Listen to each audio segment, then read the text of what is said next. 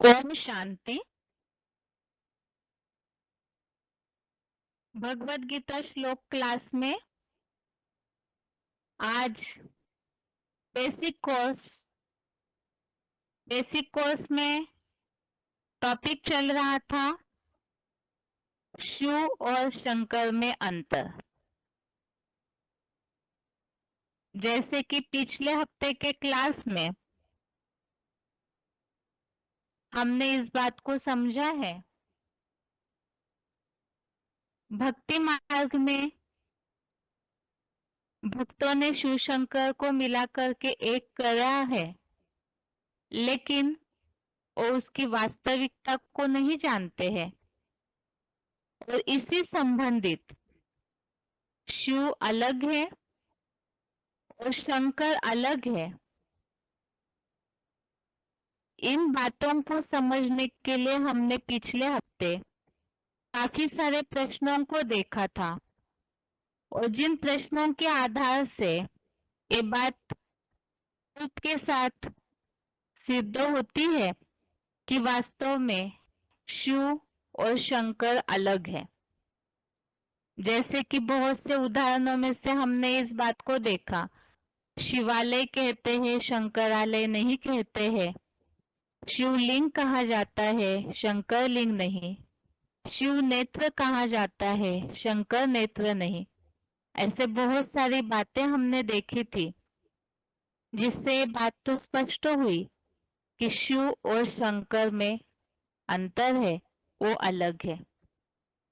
और इसी से ये बात भी स्पष्ट हुई कि शिव भगवान है और शंकर देवता है और दोनों अलग है। अब प्रश्न ये है कि क्या वास्तव में आज के क्लास में हम इस बात को समझेंगे कि क्या वास्तव में शंकर देवता है।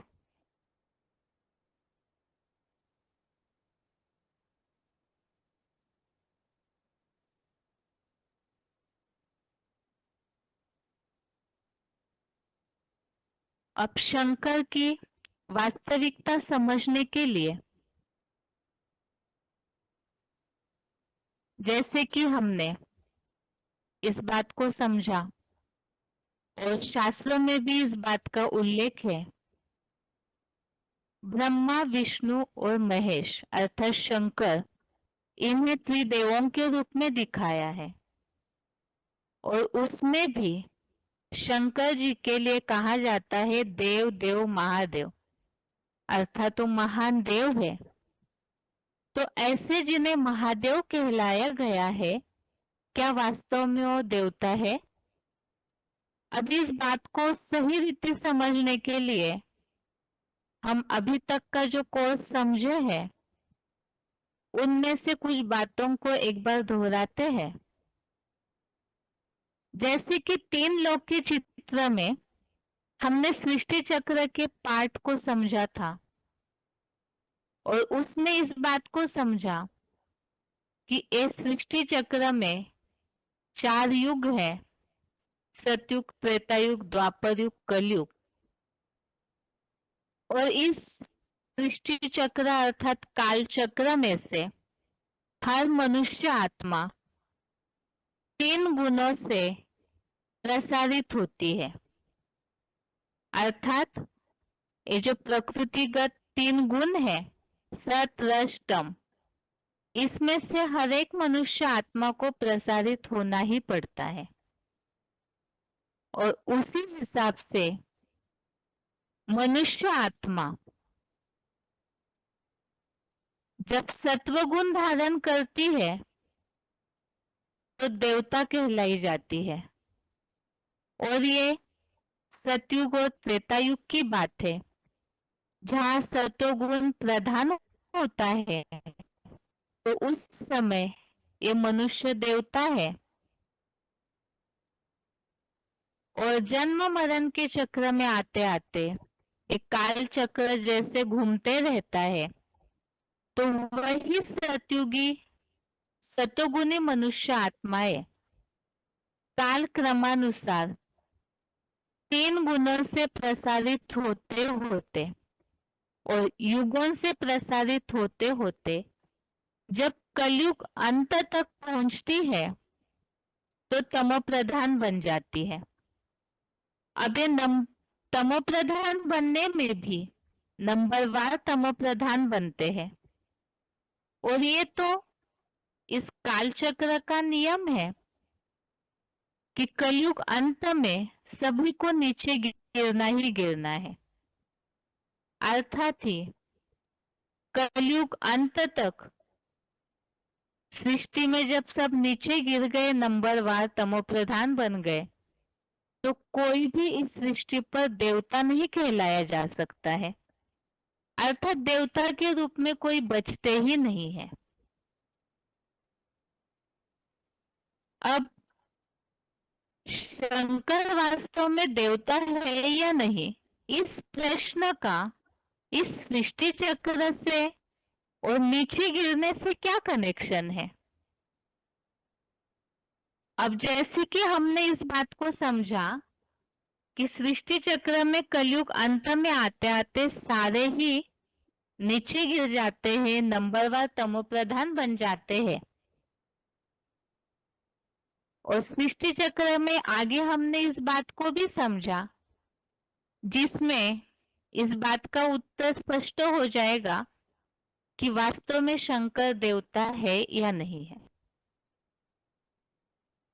हमने इस बात को समझा था कि कलयुग अंत में जब ये सृष्टि पूरी तामसी बन जाती है, दुखदाई बन जाती है, सब मनुष्य तमोप्रधान बन जाते हैं, तो अज्ञानता के कारण दुखदाई बन जाते हैं, और ऐसे समय में इस तमोप्रधान सृष्टि रूपी मकान को, दुखदाई सृष्टि को सात्विक अर्थात फिर से सतोप्रधान बनाने, सुखदाई बनाने के लिए परम पिता शिव इस सृष्टि पर आते हैं, जो कि हमने गीता का उल्लेख देखा था। इसमें जगत विपरिवर्तते, अर्थात इस जगत को विपरीत दिशा में जो नीचे गिर चुकी है सृष्टि, उसे फिर से ऊंचा उठाने के लिए परम पिता शिव इस सृष्टि पर आते हैं।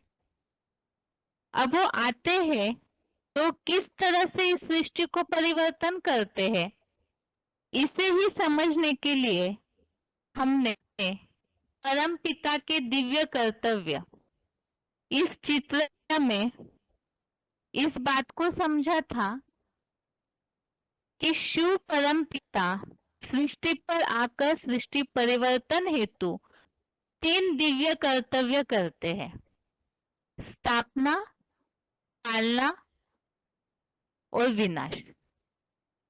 अर्थात ही जो तमोप्रधान सृष्टि बनी हुई है उसे परिवर्तन के लिए सबसे जरूरी है नई सृष्टि की स्थापना करना, और वो नई सृष्टि की स्थापना के लिए जरूरी है कि इस सृष्टि में जो तामसी तत्व है, आसुरी गुण वाले दुखदाई तत्व है, उन बुराइयों का विनाश करना। तो ये दूसरा कर्तव्य हुआ विनाश का। और जो नई सृष्टि स्थापन हो जाती है उसकी पालना करना। तो ये स्थापना, पालना और विनाश, ये तीन कर्तव्य शिव पिता इस सृष्टि पर आकर के कराते हैं। लेकिन जैसे कि हमने परम पिता के परिचय में इस बात को भी समझा था कि शिव पिता वे तो सदैव निराकार है, अजन्मा है, जन्म मरण के चक्र में आते नहीं है, उनका अपना कोई शरीर नहीं है, विदेही है।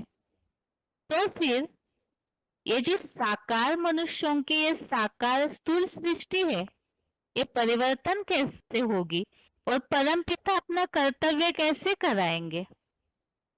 तो इन्हीं कर्तव्यों को, स्थापना, विनाश और पालना, इन तीनों कर्तव्यों को कराने हेतु शिव पिता इसी सृष्टि पर से तीन साधारण मनुष्यों को चुनते हैं।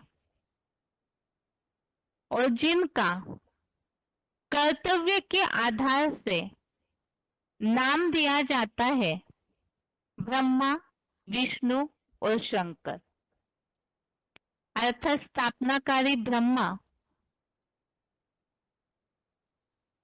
विनाश के लिए निमित्त बनते हैं शंकर, और विष्णु ये मूर्ति पालना के लिए अर्थात ये व्यक्तित्व पालना के लिए निमित्त बनाया जाता है। अब इस बात से ये बात तो स्पष्ट हो गई कि शास्त्रों में जिन्हें त्रिदेव के रूप में दिखाया गया है वास्तव में देवता नहीं है, क्योंकि कलयुग के अंत में आते आते कोई देवता के रूप में होते ही नहीं है। जैसे कि अभी उल्लेख आया, कलयुग अंत में पहुंचते पहुंचते सब तो नंबरवार तमो प्रधान बन गए। इसीलिए ही ऐसों में से ही परमपिता आकर के 3 साधारण मनुष्यों को चुनते हैं, और फिर जब कोई देवता बचा ही नहीं है तो भगवान आकर के ऐसे 3 साधारण मनुष्यों के द्वारा अपना कर्तव्य करते हैं। और फिर प्रश्न निर्माण होता है, यहाँ तो ये बताया जा रहा है कि 3 साधारण मनुष्य होते हैं जिनके द्वारा भगवान अपना कर्तव्य कराते हैं। इसी में से ही त्रिदेवों में से ही यहाँ तो हम बात समझ रहे हैं शंकर वास्तव में देवता है या नहीं। तो इसका उत्तर तो मिल गया कि जब 3 देवताएं कहे जाते हैं लेकिन कलयुग में तो कोई देवता होता नहीं है, तो शंकर भी वास्तव में देवता नहीं है, वो साधारण मनुष्य ही है। और फिर प्रश्न आता है कि शंकर को देवता के रूप में जो भक्ति मार्ग में यादगार दिखाई गई है, चित्रों में चरित्रों में जो मूर्तियां दिखाई गई है वो देवता के रूप में दिखाई जाती है। लेकिन अभी तो हमने समझा कि शंकर तो वास्तव में साधारण मनुष्य है, तो फिर ये यादगार जो दिखाए हैं वो कैसे बने? तो इसकी वास्तविकता यही है, साधारण तन में आए हुए भगवान के असाधारण पुरुषार्थ की यादगार ही चित्रों में मूर्तियों में दिखाई हुई है। इस बात को भी हमने पहले कोर्स में समझा है। वास्तव में जो भी यादगार है या तो जो चित्र बनाए हुए हैं वो चरित्र की यादगार होती है। अर्थात ही ऐसे साधारण तन के द्वारा भगवान ने ऐसा असाधारण कर्तव्य जो कराया है तो उसी की उस चरित्र की यादगारी चित्रों में और मूर्तियों में दी हुई है। वास्तव में शंकर को जिस तरह से दिखाया जाता है, जिस अवस्था में जैसी मूर्तियां यादगार में बनी हुई है, वो यहाँ पर संगम युग की, इस बात को सृष्टि चक्र में हमने समझा, सृष्टि परिवर्तन का जो समय है, कलयुग का अंत और नई सृष्टि अर्थात नए युग सतयुग की शुरुआत के बीच का जो समय है और संगम युग कहलाया जाता है। और उस पुरुषोत्तम संगम युग में शंकर ये जो व्यक्तित्व है ये भी इस पुरुषोत्तम संगम युग के चरित्र की यादगार है। वो वास्तव में एक सूक्ष्म रचना है और काम के आधार पर नाम पढ़ते हैं। इसी आधार से उस साधारण तंतारी के द्वारा जैसे कर्तव्य किया गया है उस कर्तव्य चरित्र की यादगार के रूप में ही उनका नाम शंकर दिया जाता है। अब ये बात तो स्पष्ट हो गई कि वास्तव में शंकर देवता नहीं है, साधारण मनुष्य में ही भगवान के द्वारा किए जाने वाले असाधारण कर्तव्य की यादगार है। अब आगे हमें समझना है, क्योंकि यहाँ तो बात चल रही है शिव और शंकर में अंतर क्या है। शिव और शंकर अलग है इसे तो हमने समझा पिछले हफ्ते। आज के कोर्स में हमने इस बात की वास्तविकता भी समझी कि वास्तव में शंकर देवता नहीं है। अब आगे हमें समझना है कि अगर शिव और शंकर अलग है तो उनमें आखिर अलग दिखने जैसा अंतर क्या है। ऐसे कौन से अंतर है जिस कारण से वे दोनों अलग है, और उस अंतर को अभी समझते हैं। जैसे कि यह डिस्प्ले में एक चार्ट के रूप में, टेबल के रूप में दोनों के बीच के अंतर को दिखाया है, उसे हम एक एक करके समझेंगे। सबसे पहला अंतर, शिव पिता निराकार है, सदैव ज्योति स्वरूप है। अब निराकार है अर्थात वैसे तो हम आत्माएं भी सब निराकारी है, लेकिन आत्माओं में और शिव परम पिता में अंतर खास ये है कि वे सदैव ही निराकार है। उनकी आत्मा का ही नाम शिव है और सदैव ही ज्योति स्वरूप है। सदैव निराकार अर्थात ही वे जन्म मरण के चक्र में नहीं आते, तो उनका अपना कोई साकार शरीर नहीं है, वो विधेयी है। इसीलिए ही वे सदैव ही निराकार कहे जाते हैं और उनकी आत्मा का ही नाम शिव है। अब दूसरी तरफ है शंकर। इसमें विशेष बात, जैसे कि अभी हमने समझा कि वो तो जन्म मरण के चक्र में आते आते सभी साधारण मनुष्य बन जाते हैं, इसी तरह से शंकर ये भी जन्म मरण के चक्र में आने वाली आत्मा है, अर्थात ही देह को धारण करने वाला देहधारी है, और जो देह धारण करते हैं वो साकारी कहे जाते हैं।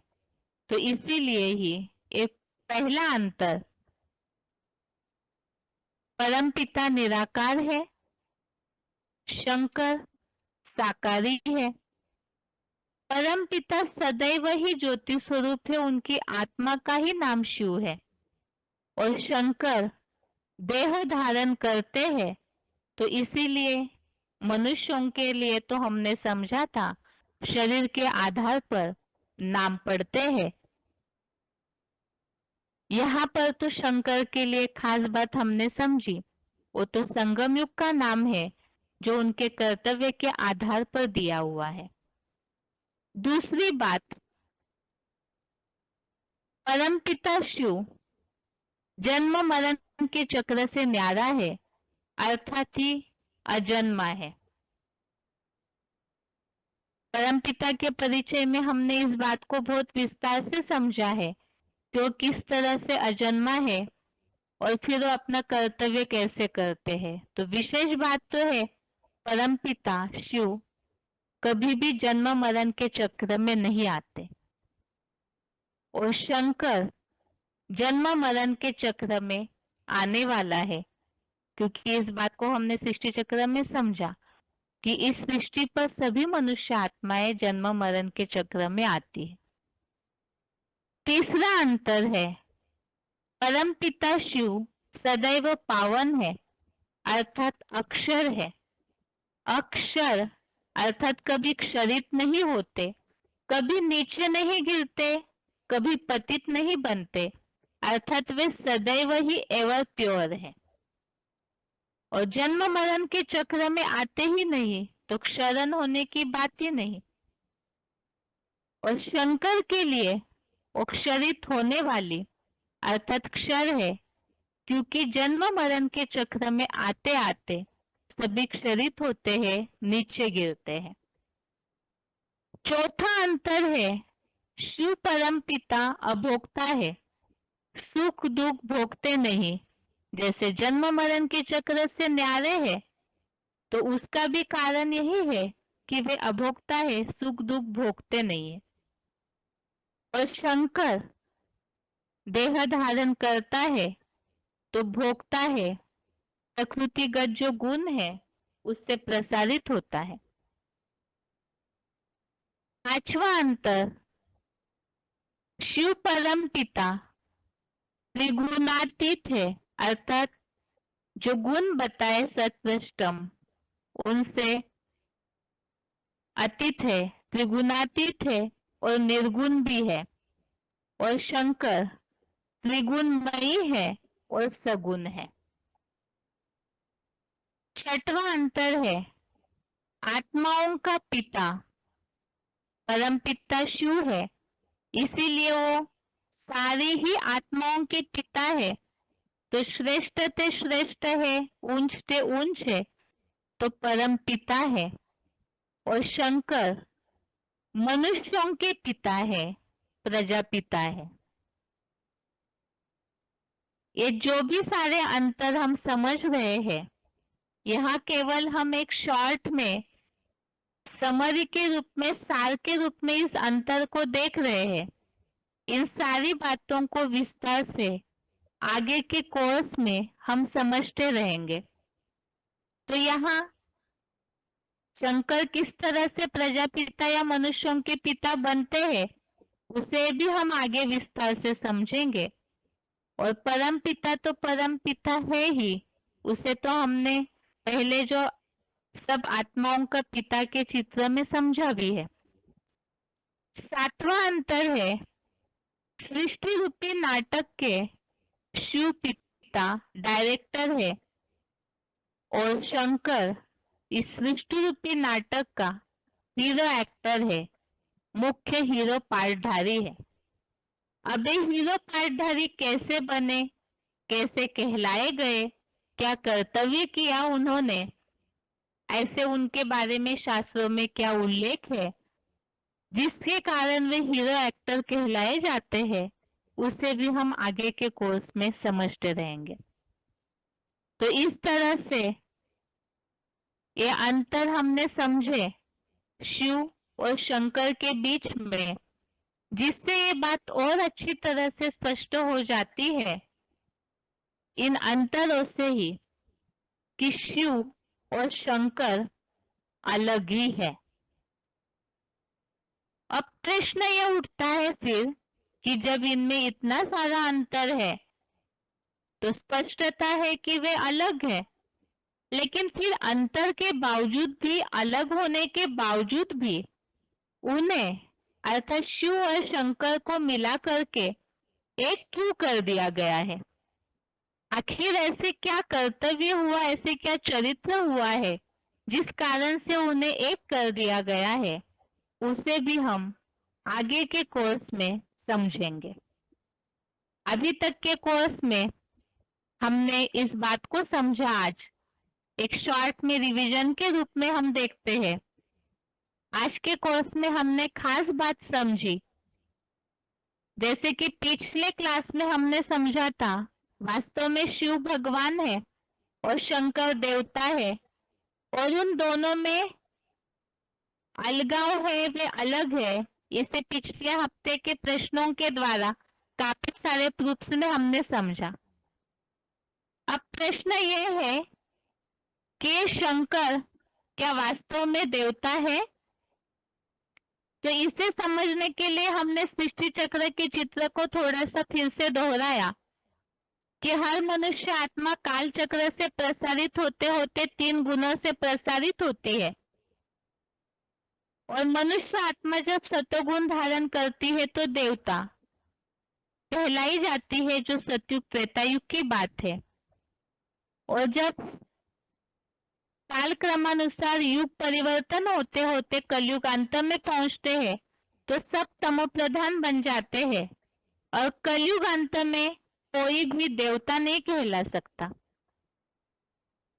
और ऐसे कलयुगी तमो प्रधान सृष्टि को परिवर्तन के लिए जब शिव परमपिता इस सृष्टि पर आते हैं तो निराकार है, इसीलिए ही अपना कर्तव्य करने के लिए जो दिव्य कर्तव्य करते हैं, स्थापना, विनाश और पालना का, उसके लिए ही वे 3 साधारण मनुष्यों को चुनते हैं और जिनका कर्तव्य के आधार पर नाम देते हैं ब्रह्मा, विष्णु और शंकर। इससे बात स्पष्ट हो गई कि वास्तव में जिन्हें त्रिदेव कहा गया है वो वास्तव में देवता नहीं है, क्योंकि कलयुग अंत में कोई देवता होते नहीं। इसी तरह से जिन्हें शंकर महादेव कहा गया है तो वे भी वास्तव में देवता नहीं है, परंतु साधारण मनुष्य ही है।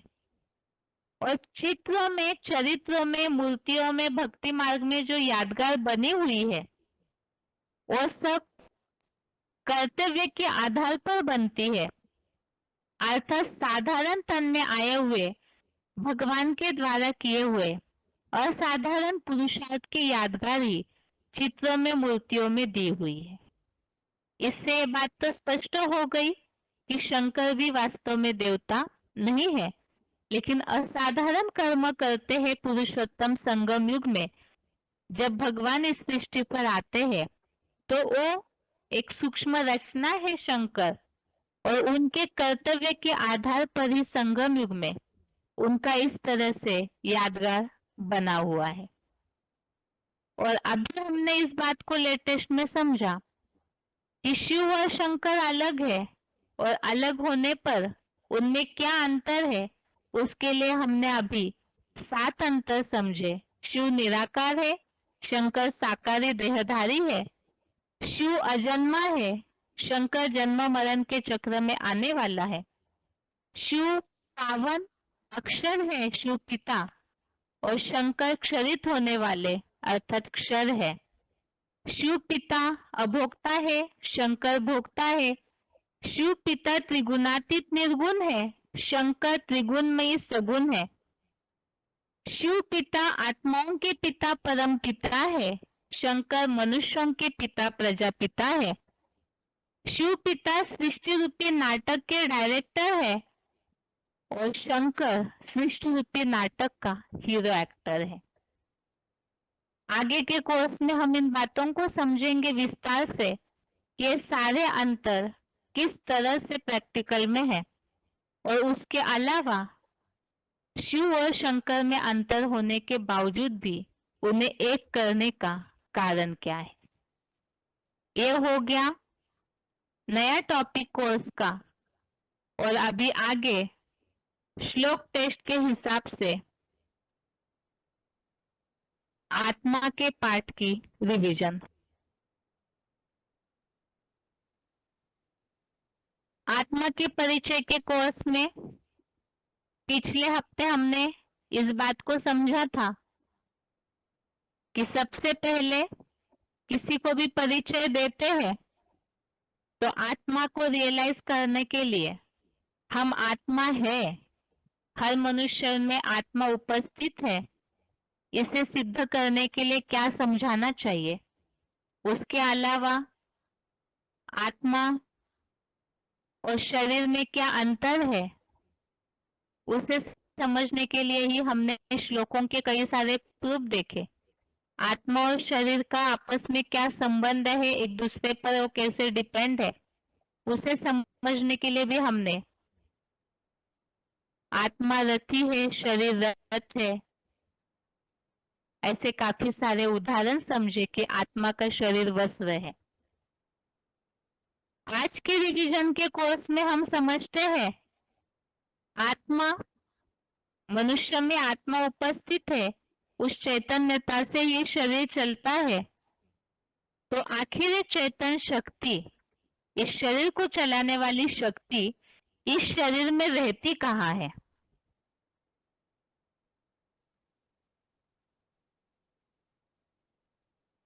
इसे समझने के लिए ही जैसे कि चित्र में गाड़ी का उदाहरण दिया गया है, गाड़ी को चलाने के लिए ड्राइवर को सामने बैठना जरूरी है। यदि ड्राइवर बीच में या पीछे बैठे तो गाड़ी को चलाएगा कैसे और कंट्रोल कैसे करेगा। इसी तरह से ही ये शरीर रूपी जो गाड़ी है इसे चलाने के लिए भी आत्मा का स्थान भी ऐसी जगह होना चाहिए जो कि आत्मा उस स्थान पर रहकर पूरे शरीर को कंट्रोल कर सके। तो आत्मा का स्थान शरीर में उसी स्थान पर होना चाहिए जहां पर पूरे शरीर का कंट्रोल सिस्टम मौजूद हो। जैसे गाड़ी का कंट्रोल जहां से होता है वहां पे गाड़ी का ड्राइवर बैठता है, इसी तरह से शरीर रूपी गाड़ी का ड्राइवर भी इस शरीर को चलाने वाले सिस्टम के वहां ही मौजूद होना चाहिए। और विज्ञान के आधार से शरीर को संकेत देने वाला जो कहा जाता है मस्तिष्क, ब्रेन, उसके द्वारा सारे शरीर को संकेत दिए जाते हैं। वो एक कंट्रोलिंग स्थान है।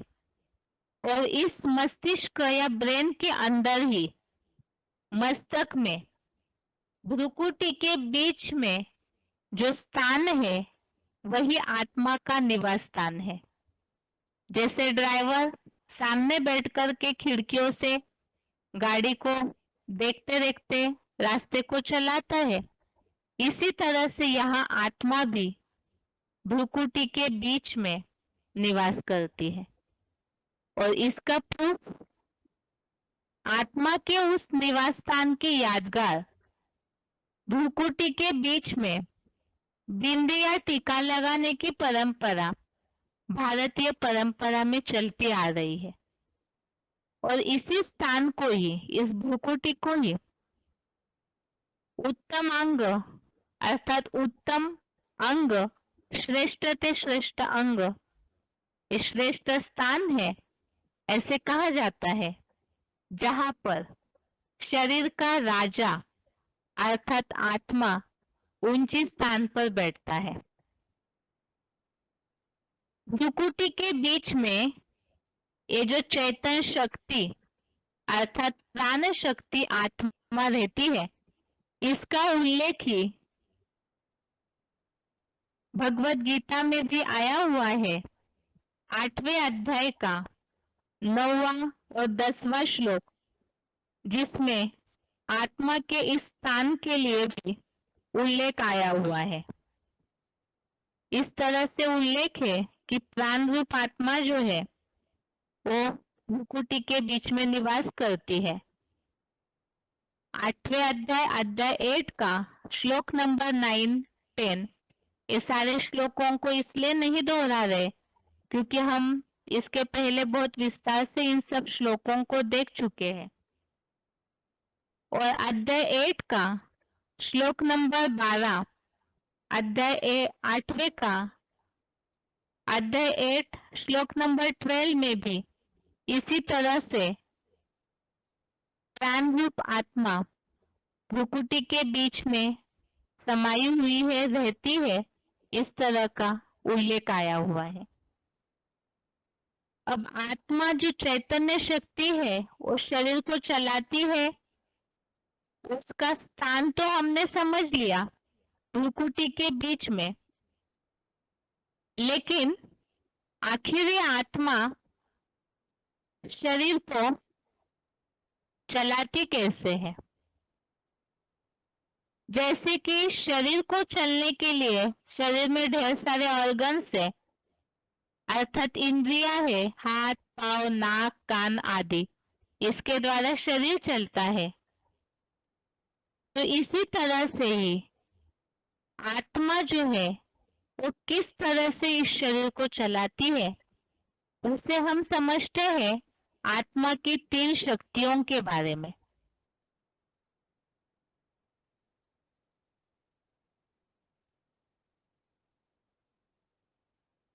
आत्मा की 3 शक्तियों में सबसे पहले है, चित्र में जैसे कि दिखने में आता है, मन, बुद्धि और संस्कार। ये आत्मा की 3 शक्तियां हैं। जैसे कि हमने समझा शरीर को चलाने के लिए हाथ, पांव, नाक, कान आदि, और जो इंटरनली इंद्रिया है, हार्ट वगैरह, तो सबके द्वारा शरीर चलता है। इसी तरह से आत्मा की 3 शक्तियां मन, बुद्धि, संस्कार। उसमें से मन का काम है संकल्प शक्ति। अर्थात सोच विचार करने की शक्ति। और ये संकल्प लगातार मन में चलते रहते हैं, इसीलिए मन का जो चित्र है उसमें इसी तरह से निशानी भी दिखाई हुई है। ये जो संकल्प शक्ति है ये बहुत बड़ी शक्ति है, इसीलिए ही इसी के बारे में वेद की ऋचा में ये बात आई है, मनरेव आत्मा। मन की संकल्प शक्ति के द्वारा ही आत्मा सबसे ज्यादा अपना कार्य करती है, तो मनरेव आत्मा। दूसरी शक्ति है आत्मा की बुद्धि, अर्थात ही परख शक्ति और निर्णय शक्ति। परखने की शक्ति और निर्णय शक्ति को ही कहा गया है सही और गलत को तोलना, जिसके लिए बुद्धि की निशानी, जो बुद्धि का चित्र दिखाया है उसमें तराजू का चित्र दिखाया है। मन जो संकल्प करता है उस पर बुद्धि परखती है, निर्णय करती है, तो वो भी एक शक्ति है, जिसे ही दूसरे शब्दों में कहा जाता है बुद्धि, अर्थात समझ शक्ति या ज्ञान। और तीसरी शक्ति है आत्मा की संस्कार। जो भी कर्म किए जाते हैं अच्छे या बुरे, उन कर्मों का लेप छेप मन बुद्धि के ऊपर छाप के रूप में पड़ जाता है, और लेप छेप मन बुद्धि के ऊपर बैठ जाता है, उसी को ही संस्कार कहा जाता है। मन ने संकल्प किया, बुद्धि ने निर्णय किया, और फिर कर्म के रूप में जो कार्य किया जाता है अच्छा या बुरा, तो संस्कार है, जिसे इस साधारण शब्दों में आदत कहा जाता है। ये जो छाप मन बुद्धि पर पड़ती है, तो उसी के निशानी में संस्कार का जो चित्र है उसमें एक छाप की निशानी के रूप में दिखाया जाता है। मन और बुद्धि में जो कहा कि छाप बैठती है, तो इस जन्म के और पूर्व जन्मों के संस्कार भरे हुए हैं। और खास बात तो आत्मा की 3 शक्तियां मिलकर के ही मन, बुद्धि और संस्कार, ये तीनों शक्तियां मिलकर ही आत्मा कही जाती है। इसलिए जब कोई मनुष्य शरीर छोड़ता है तो आत्मा चली गई, अर्थात ही मन बुद्धि की शक्ति चली गई। ऐसे नहीं होता है कि आत्मा चली गई और फिर भी उस मृत शरीर में मन बुद्धि काम कर रही हो, ऐसे कभी नहीं होता। इसीलिए ही वास्तव में मन बुद्धि संस्कार मिलकर ही आत्मा कही जाती है। तो ये जो मन बुद्धि की शक्ति चली जाती है, अर्थात ही आत्मा चली जाती। तो जैसे आत्मा की शक्तियों के बारे में हमने समझा, अब इसे हम एक एक करके समझते हैं कि आखिर इन चीजों का, ये जो मन बुद्धि संस्कार है, ये कार्य कैसे करते हैं और मनुष्य जीवन में इनकी क्या अहमियत है।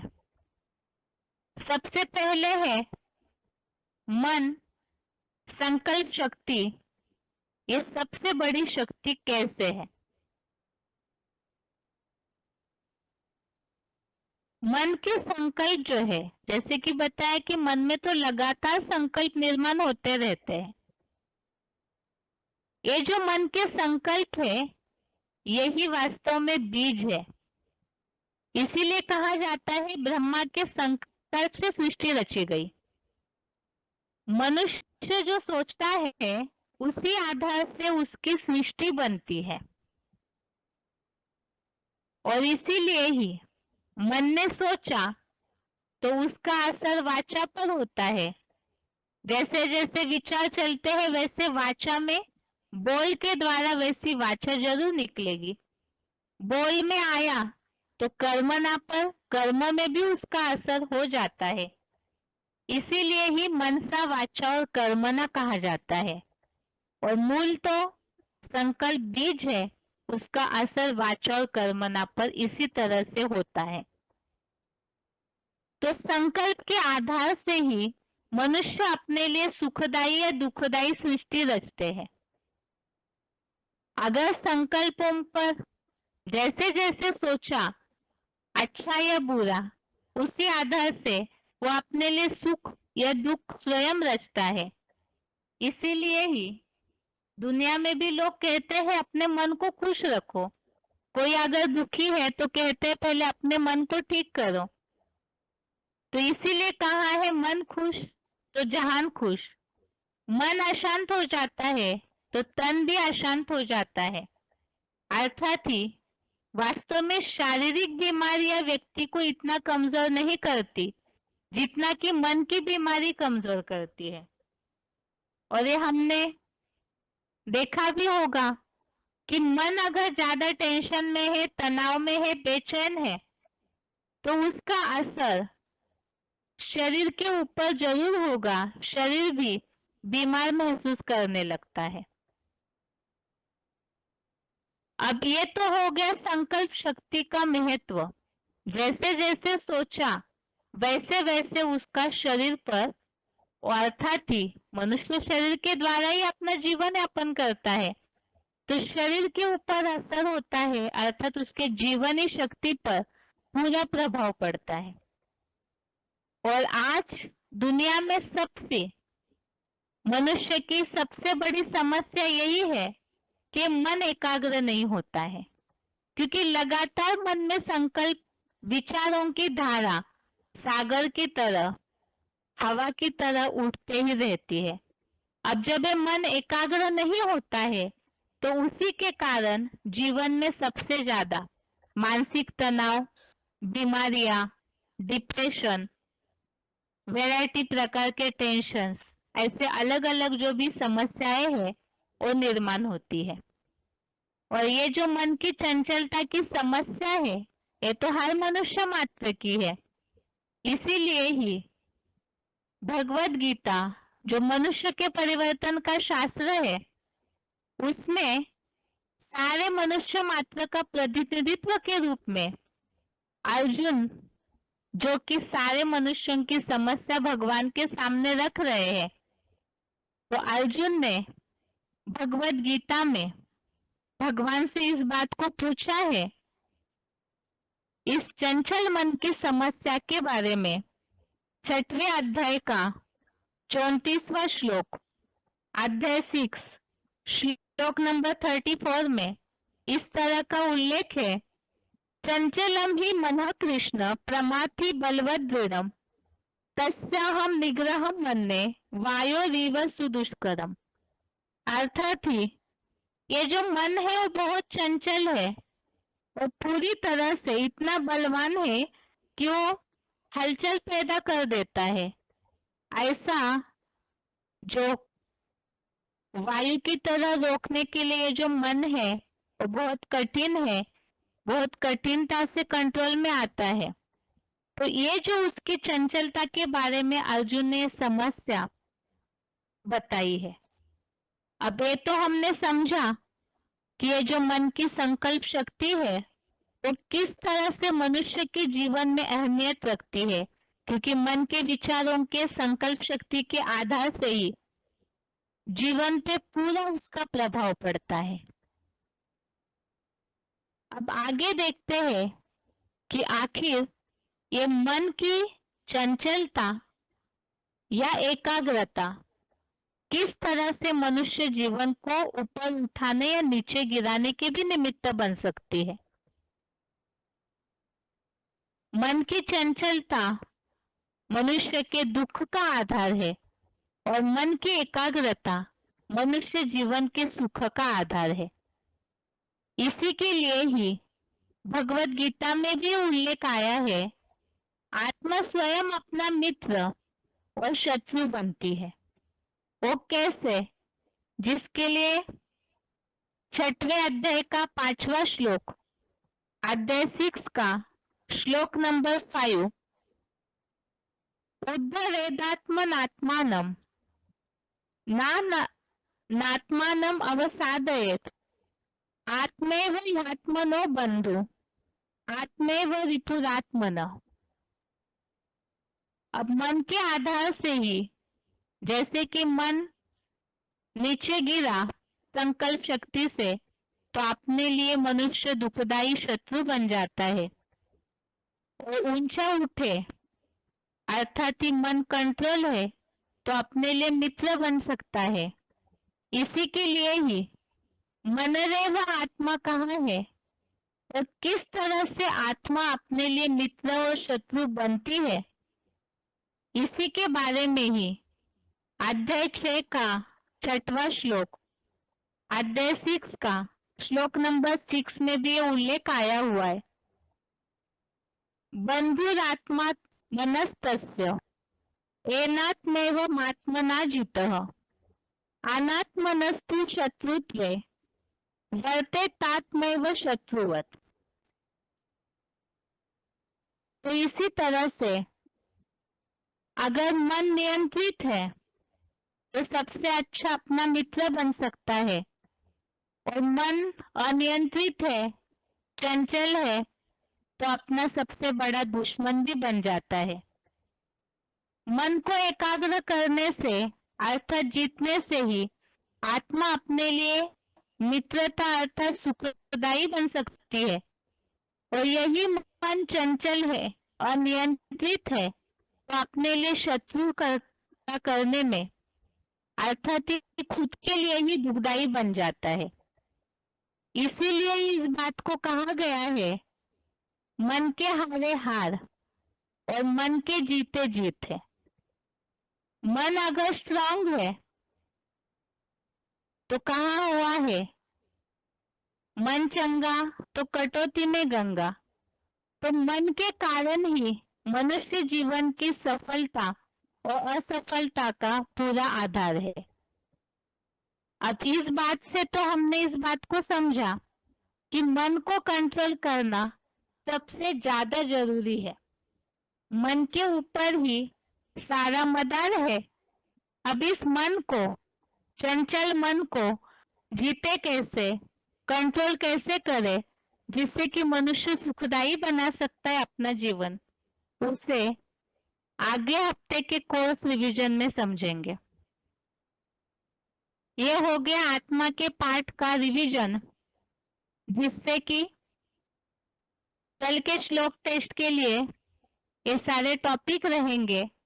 एक तो आत्मा का शरीर में स्थान कहाँ है, उसके संबंधित श्लोक, आत्मा की 3 शक्तियां और उसमें खास मन संकल्प शक्ति का महत्व मनुष्य जीवन में क्या है, और उसके कारण ही मन की एकाग्रता और मन की चंचलता से किस तरह सुख या दुख निर्माण होता है। ये सारे टॉपिक और साथ में शिव शंकर के बारे में जो आज हमने अंतर समझा, वो सारे टॉपिक कल के श्लोक टेस्ट के लिए होंगे। इसके साथ ही आज के लिए गीता क्लास यहाँ पूरा होता है। ओम शांति।